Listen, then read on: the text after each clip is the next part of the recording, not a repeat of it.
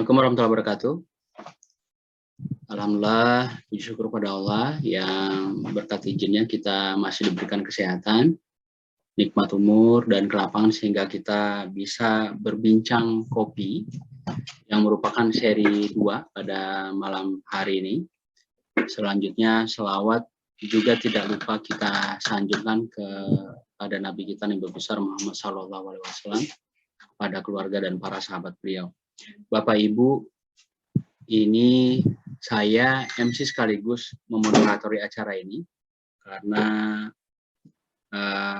Ibu Eka Mawar, Ibu Eka saat bersamaan dia tes tahap ketiga BUMN, BTPN.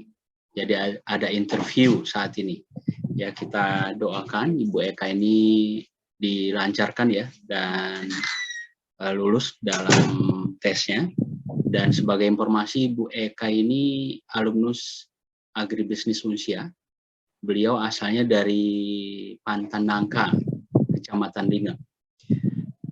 Baik, pada bincang kedua ini, kita dinarasumberi oleh Bapak Insinyur Mulyono MP. Jadi beliau ini sehari-hari sebagai penyuluh di Kabupaten Aceh Tengah di bawah Kementerian Pertanian dan juga sebagai akademisi di Universitas Gajah Putih.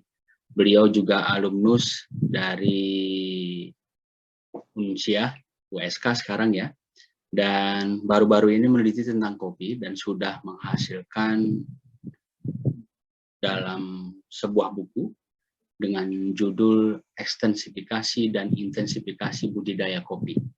Langsung saja kita berikan kesempatan kepada Pak Mul. Dan ini karena kita agak molor tadi, ada yang terkendala jaringan barangkali, atau informasinya telat by WhatsApp. Jadi kita insya Allah 9:30 kita padai pertemuan kita.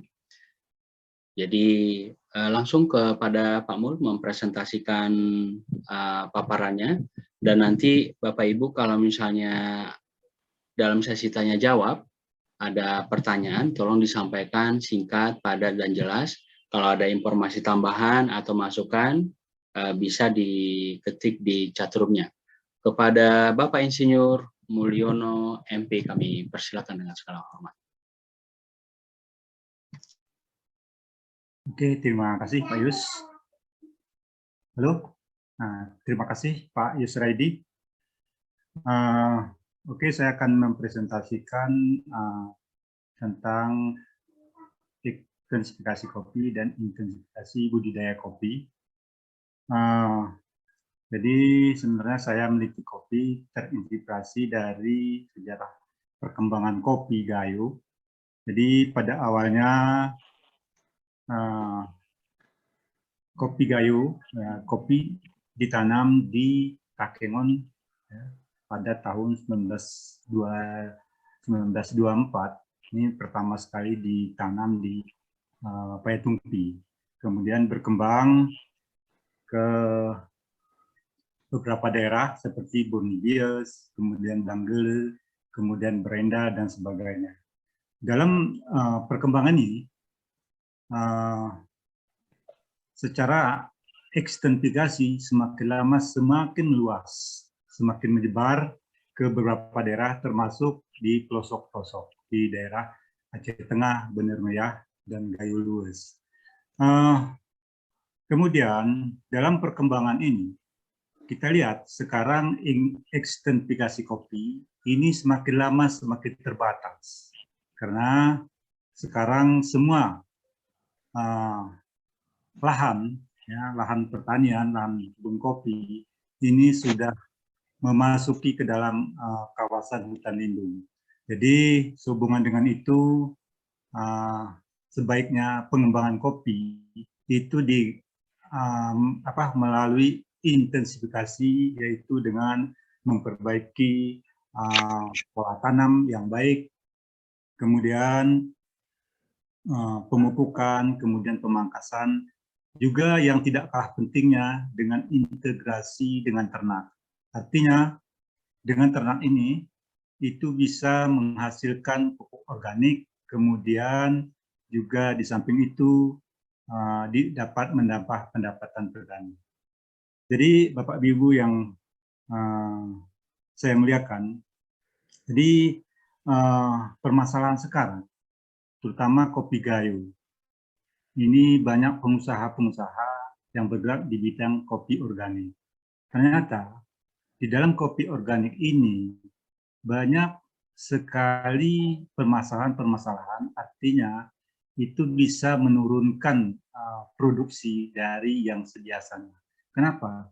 Dalam pengembangan kopi organik ini, para pelaku usaha kopi organik itu hanya mementingkan kepentingan perusahaannya, bukan berpihak kepada petani, sehingga petani tidak melaksanakan prosedur budidaya tanaman kopi sebagaimana yang diharapkan. Sehingga menurut data di lapangan, terjadi penurunan kopi yang seyogyanya, menurut data Dinas Perkebunan Aceh Tengah, itu rata-rata produksi per hektarnya 740 kg per hektarnya. Tetapi dengan menggunakan kopi organik ini di bawah 500 kg per hektar. Jadi mungkin ini yang menjadi permasalahan bagi tanaman kopi. Kemudian di samping itu juga SDM-nya petani. Dalam SDM-nya ini sangat rendah sehingga luasan hektarnya tidak sesuai dengan produksi yang dihasilkan. Jadi Bapak Ibu yang saya muliakan, jadi permasalahan-permasalahan ini yang mungkin menjadi permasalahan di dalam budidaya kopi. Kira demikian Pak. Baik Pak Mul, terima kasih atas paparan singkatnya. Ini cukup mencengangkan kita ya. Artinya kopi gayo yang sudah go internasional, ternyata di gayonya sendiri di daerah asalnya banyak persoalan. Dan tadi ada data terbaru yang disampaikan Pak Mul, yang ini patut menjadi perhatian kita bersama.